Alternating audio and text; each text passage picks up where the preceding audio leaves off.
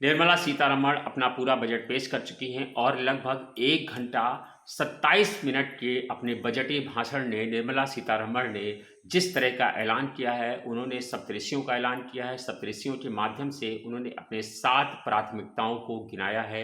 इसके अलावा निर्मला सीतारमण ने जहां किसानों को मैं मोटे अनाज के लिए श्री अन्न योजना का ऐलान किया गया है, युवाओं के लिए नए स्टार्टअप का ऐलान किया गया है, एमएसएमई में राहत देने की बात की है।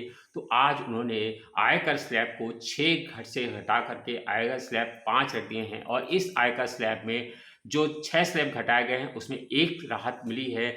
आज निर्मला सीतारमण ने छोटे करदाताओं को राहत दी है, लेकिन बड़े करदाताओं पर मार पड़ी है। छोटे करदाताओं यानी कि अगर आपकी आय 3 लाख से कम है, आसान भाषा में समझिए, अगर आपने इनकम टैक्स में अपनी आय 3 लाख से कम दिखाई है, 3 लाख तक दिखाई है, तो आपको टैक्स से छूट मिल गई है। इसीलिए उन्होंने कहा कि आयकर स्लैब 6 से घटा करके 5 कर दिए गए, यानी आयकर स्लैब 3 लाख तक अब नहीं पड़ेगा, लेकिन 3 लाख से 6 लाख तक की आय वालों के लिए जो आयकर स्लैब का ऐलान किया गया है वो 5% आयकर देना पड़ेगा 3 लाख से 6 लाख तक के, जबकि 6 लाख से 9 लाख तक की आय वालों को 10% और 9 से 12 लाख तक की आय वालों को 15%, 12 से 15% तक की आय वालों को 20% और 15 लाख से अधिक आय वालों को 30% का ऐलान किया गया है, जबकि 3 लाख से कम वालों को कोई टैक्स नहीं देना पड़ेगा। मानक टैक्स कटौती में भी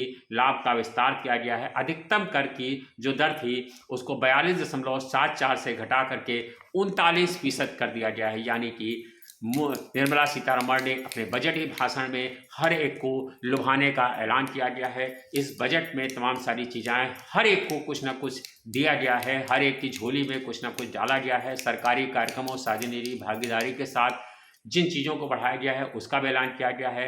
अंत्योदय योजना के तहत मुफ्त खाद्यान्न योजना को अगले 1 साल तक बढ़ा दिया गया है, यानी कि चुनावी वर्ष 2024 तक इसको बढ़ाया गया है। जनजातीय समूहों की आर्थिक स्थिति सुधार के लिए एक बड़े बजट का ऐलान किया गया है।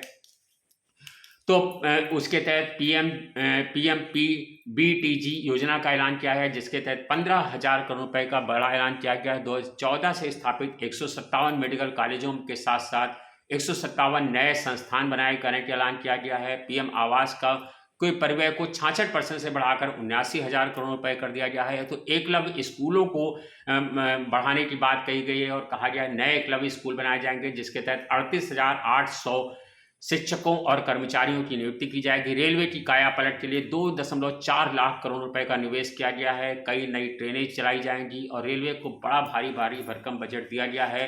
पूंजी निवेश परिव्यय 33% से बढ़ाकर 10 लाख करोड़ रुपए किया जा रहा है, जो कि सकल घरेलू उत्पाद यानी जीडीपी का 3.3% है। इसके अलावा वित्त मंत्री निर्मला सीतारमण ने अपने बजट में महिलाओं के लिए, तो वृद्ध वरिष्ठ नागरिकों के लिए सबको कुछ ना कुछ दिया गया है। ऊर्जा सुरक्षा के क्षेत्र में 35,000 करोड़ रुपए का निवेश किया गया है। तो अब आप समझ सकते होंगे, हमने आपको बेहद सरल भाषा में निर्मला सीतारमण के बजट को पॉइंट टू पॉइंट समझाने की कोशिश की। आपको हमारे बजट की प्रतिक्रिया कैसी लगी, ये आप हमें जरूर अपने कमेंट्स बॉक्स में बताएं।